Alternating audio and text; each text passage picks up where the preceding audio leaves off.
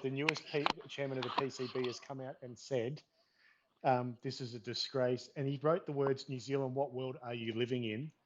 And I'll Yeah. see you at the ICC. Now, do you think that is the type of tweet you want from your chairman? Not at all. He's just flared up. He's just new on the job. He should understand that if something bad happens, then he will get all the fingers get pointed at him as well. And also the fact is that he's new to the job, and he should sort of just maybe he could have handled it a bit much better. That we are utterly disappointed. The fans would miss out, and we would miss out on a bit of practice before the World Cup and everything. So yeah, he Sure. just And sort of was a knee-jerk reaction, I think, from him. and Shah Bakhtar's come out with the tweet that says New Zealand just killed Pakistani cricket. What do you think That's about that? also a bit exaggeration. I mean, it hasn't killed the cricket. It's just disappointed the fans because we don't want anything to happen before the World Cup and before any other tournament that comes on and then gets Pakistan a bad name, because that's going to be horrible. You wouldn't want that situation. And I mean, um, Pakistan, obviously the team's new as well, and they're not prepared. It was a good opportunity to prepare for the tournament ahead. But then again, yeah, I would sort of be a bit more sort of more polite about it, because he's new on the job, and also Shoaib Akhtar, he's an old school sort of he's not in the board. He doesn't have a position of power, so he can say what he wants on behind in his Twitter, social media, or on that cricket PTV Sports channel that comes on. That there's a Mm, game on air program, so he can yeah. ramble on whatever he wants to say, but his words don't mean anything in terms of the decision making process. And now, which cricket ground in Karachi? I've played at two. Which one? I've played at Gymkhana and The I've one in played at, Rahat. The yeah, one in next to Rahat, the cricket KFC. ground. I live, yeah, yeah, next to KFC. Yeah. I've got a duck at home, and my mom's hating it because I was overseas on holiday. I got stuck due to COVID as well. I was in Karachi for a while, and then before that was the time when you were there, you went off, and I came for a holiday. And then after that, because I was stayed a bit longer, I got stuck, and I was just sort of wanting to. In fact, I even posed with a cricket ball as well, and you tweeted that the challenge is on. So I said, can you play my leg spin? This is 2019, 2020 on Amawat. So you liked my picture, and then a lot of people liked my as well. I just sort of had a fan moment, like, whoa, I'm just a bit popular. So that was very nice I, of you. The I challenge is made, on. You're from Melbourne, and I stayed in Adelaide, so I know how we don't like the Wicks sort of thing. So I thought, it's a challenge on. So I made 11 retired hurt on that day, and yeah, I played with Fawad Alam's brother, yeah. Oh, lucky you. You're so who looks lucky. ex- Yeah, sorry. Sorry, go on. who looks exactly like Fawad Alam, same facial hair, everything. Mate, you know how many Pakistani fans love you for this? Because to be honest, I know I'm from Karachi, so I like Karachi Kings, and I know you don't like it, but then this is Australia, democracy. You're entitled to your opinion.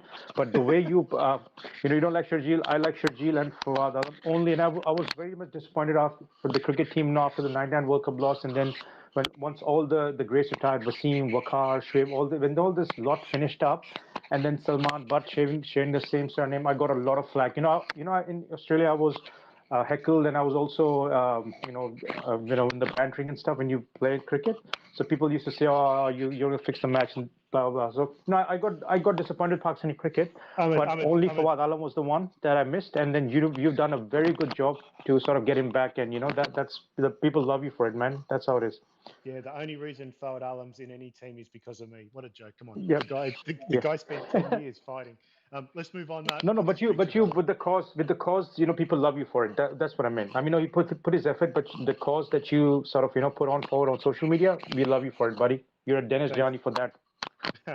thanks, Johnny. See you, mate. You're welcome. Thank you. Dr. Waka bin Umar. Yes, sir. Hello, sir. I need to ask you why you put doctor in front of your name when you're only still a student. Because I'm still student, sir, fourth year medical student. That doesn't make you doctor. Yes, sir. Mm, I like this profession, so that's why I use this. And also, I'm fourth year medical student. Yeah, but until you've completed that, you're not a doctor. You're still a student. You're just like me. You're just like a mister. Hello. Come on, tell me, You what's can your see me, thoughts? sir. Yeah, tell me, what's your thoughts on this tour being cancelled? Hello. What's your thoughts on the tour being cancelled? Hello. Unfortunately, we lost him. Damn it.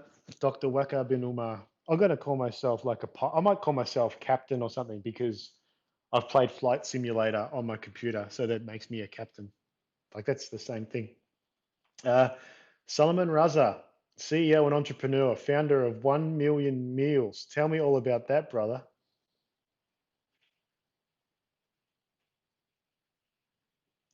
Solomon, you going to speak? Solomon, are you there? No. Bugger. All right. Assad or Rahman, are you there? Hanji, How are you, Dannis? I'm good. Assalamu alaikum.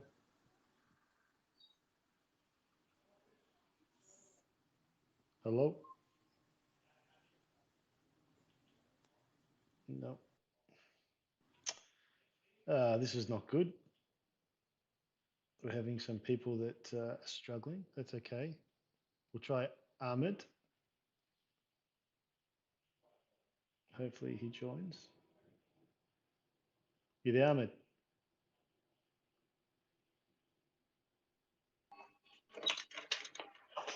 Hello, Assalamualaikum.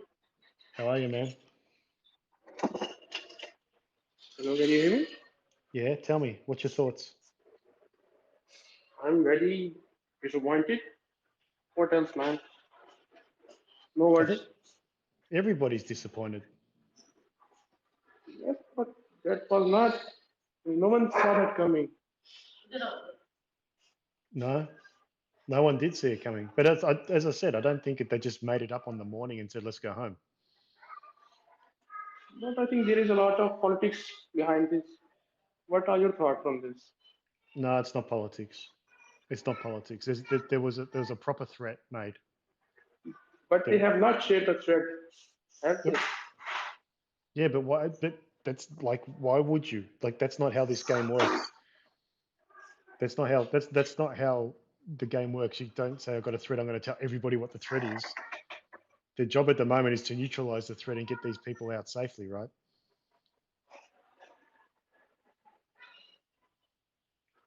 Their job is not to tell you what the threat was.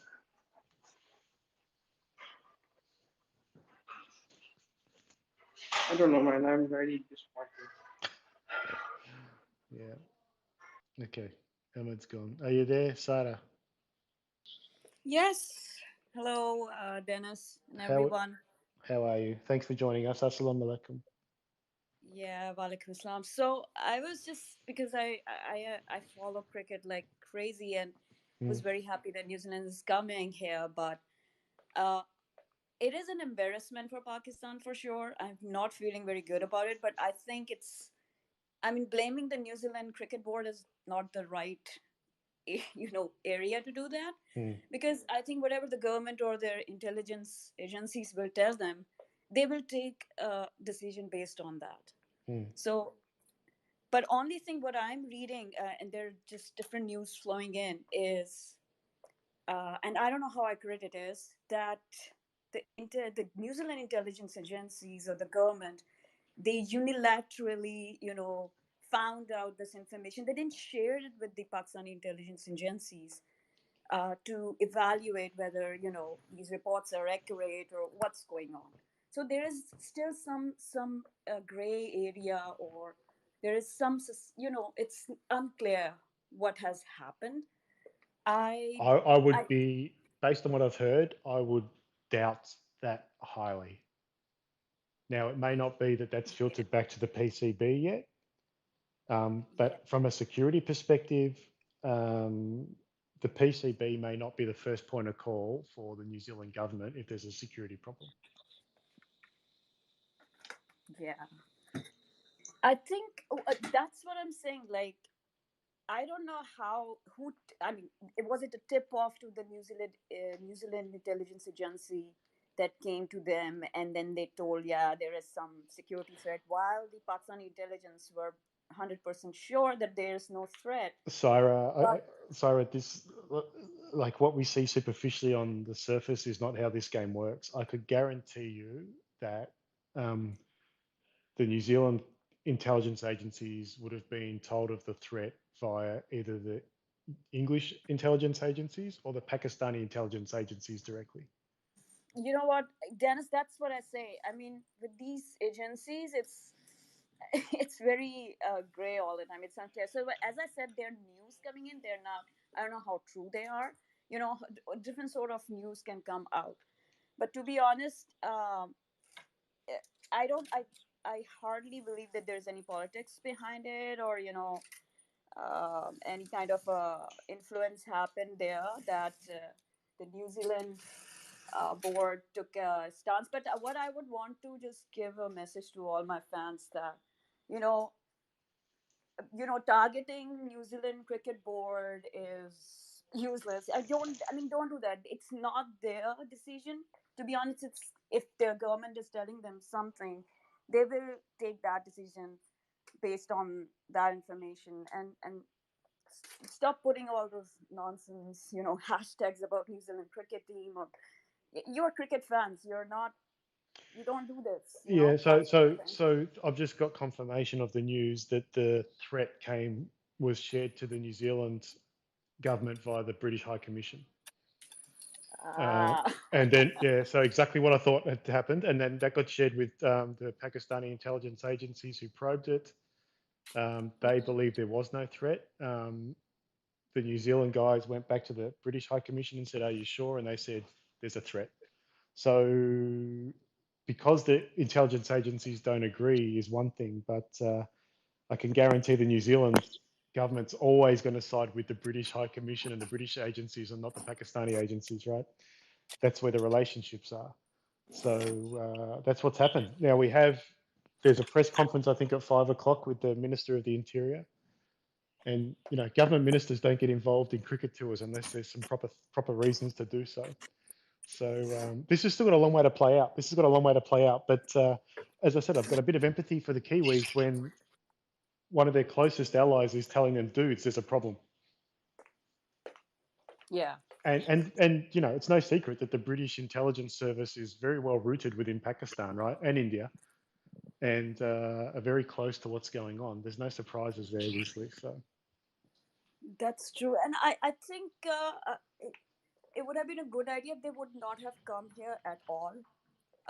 And I don't want to bring the whole regional situation, because with situation in Afghanistan turning out, it started at 16th of August. It would have made sense that they should have postponed their tours a little, because there's a very volatile situation in the region. It's not even Pakistan, it's in the region. This overall situation is pretty volatile. It's not very clear. So I think they should have postponed. Even the English and the New Zealand team, they should have thought over it before, yeah, but like if you're going to coming up with play, some kind of solution. and you're playing at Rawalpindi, you're next to Islamabad. Like you're probably one of the safest places in Pakistan, to be fair, Oh yeah, and one of the most secure places, right? So that's true. and That's this has all been planned out. This hasn't been planned out in the last 5 minutes. They've been planning this for a long, long time. As I said, I saw the New Zealand guys there in 2018. That's 3 years ago, and they were in the stadium. I was filming in Gaddafi and making my documentary, and these guys were 20 end of 2017. This was, and the Kiwis were there doing a tour with the English ECB guys. So Yeah, that's good to know. Thank you for letting us know, because this kind of information needs to come out with with Pakistani fans a bit angry and all. They should reevaluate. They let just calm down, and that's don't yeah. just let it go, because it's just a drawback. But that's why It I'm won't disappointed. last That's why I'm long. disappointed in Ramiz Raja. I He know he, he's been appointed as a chairman just recently. I think he's just trying to. It seems, and I'm a bit surprised, because he has been, touring, has been on tours on all these different, projects, and he's with the cricket team, and he's commentating everywhere. He's been all over the world. He should get some sense of how you respond to it. I mean, Yeah. dragging the board to ICC and threatening like that, it's not, it doesn't look nice. I It, think yeah. it's more an indication. What happened is we should take this opportunity to strengthen our domestic cricket. He should focus on that. There is a huge problem on that, instead of giving these brilliant statements and so he I should. think he's forgotten he's not just running a YouTube channel anymore. Oh, is he still has it, I think, or he has it Yeah, just. but his role when he's tweeting and doing YouTube, he's now seen through the lens of the PCB chairman, not as Ramiz Raja, Exactly. the commentator with a bit of chutzpah and a little bit of you know what I mean? Yeah, you know what, you're spot on, because when you're running a YouTube channel, it's different. When you become you're leading an institution like a cricket board, it's different. So I think he will take time to understand that. But his statement was I believe it was way too unnecessarily, it was aggressive. He could have just given a better statement with less aggressive words, more politically Uh, correct. That's how it works in yeah, YouTube. he was playing to the masses rather than and actually what's required now is leadership, not sensationalism. And he's chosen the wrong path, and I think he'll learn to regret it. And I wouldn't be surprised if Imran Khan gives him a slap over the ear in the background because of it. Yeah, that's correct. I think he's just stepped. He's just taken over the role, and it'll take a while. Everyone has a learning curve, but hopefully, I feel the good. I think it's what happened is one of the things I was wondering, that if international teams, like big teams, there are other teams coming in, but big teams are not coming in. Just imagine if we had a stronger domestic structure, our people would have enjoyed that cricket in their own country, and having good solid domestic teams. And I'm not talking about PSL is great, it's a brand and everything. To be honest, I'm not a big fan of T20 format. Hmm. I think it's like something happening in Las Vegas. I don't It's very tacky, it's weird. I don't know, I don't understand T20 format. But to be honest, domestic cricket, if we had a strong one, strong teams, the domestic season was going very well, I think we would not have felt this way today. And I think this is a time that Ramiz Raja and all these guys, they should take time to think and ponder that. I think right now the priority should be to build our domestic structure, domestic team. Bringing international cricket is important, yes. Keep that going on the side, but I think the priority should be building the domestic structure team and strengthening it. Hmm. That will come. Well, thanks for joining us on the call. You're welcome, Dennis. It was nice talking to you. Thank you. Bye. We need to find some more. AMK. Are you there? No, they've dropped off. Farouk Engineer will add you.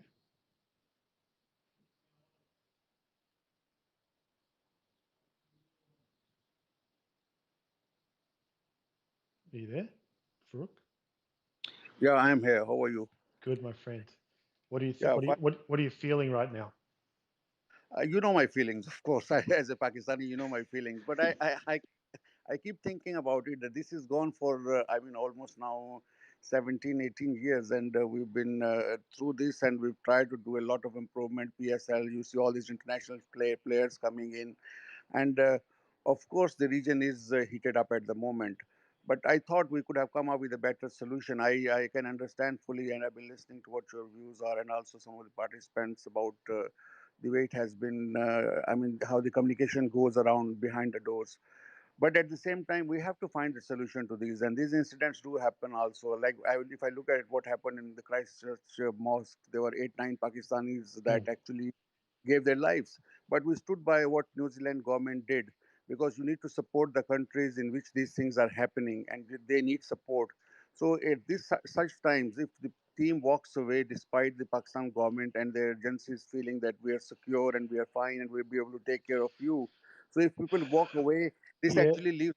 this leaves the 220 million people in a very in a Farouk, very yeah, confused. but Farouk, I think it's a false equivalency, right? Because in New Zealand, you know, a random act, what happened in New Zealand can happen in any country, but it's not. It's so rare in New Zealand. It's not something that people are used to. And even after that has happened, it would, and it was a lone gunman. It's unlikely that other Pakistanis and Muslims are feeling unsafe in New Zealand, right?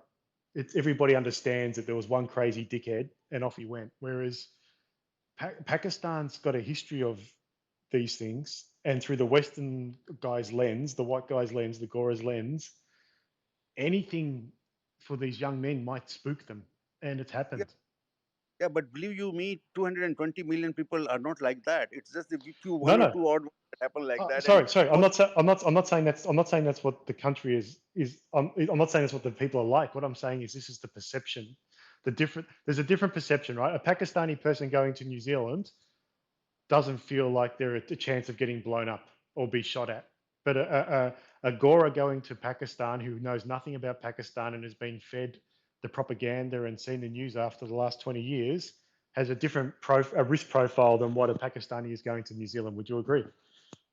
Yeah, but where do we go from here? Where do we go? Because do we go back to the, I mean, 200 years back and say now we'll reboot the whole country, reboot the whole relationship? Because Pakistan cricket has continues to perform so well all over the world all these years. Because you can't isolate a sports just because there are threats somewhere in the country. The reality is the players have been outperforming, and there have been no incident. The last incident we had with the cricketers was way back in with the Sri Lanka team, which is over a decade ago. And after that, I think we have booted out, I mean, responded so strongly.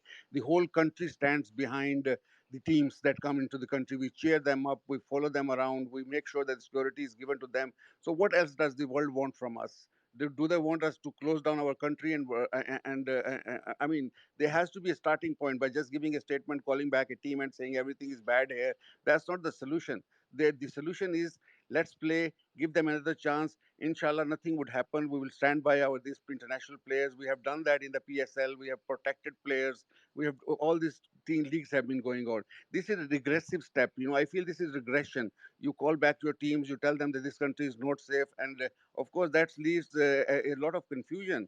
I mean, there has to be way forward. U.S. attacks happened. 3,000 people died. That doesn't mean people should stop going to the U.S. because another 3,000 can be killed. Sorry, I'm a bit, bit because there has to be way forward. This is okay. What happens from now? Where do we go from here? We would not It's participate anywhere. it's baby steps, man. Like it's baby steps. And if you go back 3 years, it was the World 11, and then it was the West Indies came, and then Zimbabwe came, and then Sri Lanka came, South Africa came. Now New Zealand's come, and they chose to come. And if there's a step back, you got to remember that English women were coming and England were coming. So some big steps have been made. The PSL is now played fully in Pakistan. There was something like 40 internationals at the last PSL who chose to go to Pakistan. Massive steps have been taken. When I first visited in 2017, no one had been to the country in 8 years. So there's been big steps. This is definitely a setback, but I don't think it's going to kill Pakistani cricket. Maybe for 12 months, but not for 10 years. And I think it's just a long game. It's about patience, and it's about the more successful tours, the more trust comes. Right. Unfortunately, as the caller before said, it doesn't help when you've got Afghanistan in the west, you've got Indian propaganda in the east. That's always going. That's a geopolitical piece that it's going to be hard to bust, and people have long memories as well, right? Um, so that's always hard. But just going to be patient and take baby steps, baby steps, and celebrate the successes. And when you have the setbacks like this, rather than getting emotional, take the lessons from it, try and learn something from it, and make it better next time. I don't think there's any other way. You can't force people to change their perceptions of whether they feel safe in Pakistan or not. Yeah, I agree with you, but I think that's what we keep on trying to do that, and we'll keep on doing that. But we want to be treated in a way that they need to believe us, because when we go anywhere in the world, we believe the securities of those countries. And yes, we can't change our geographical location, but all these countries will continue to remain around us, and we work with them. That is how the world operates.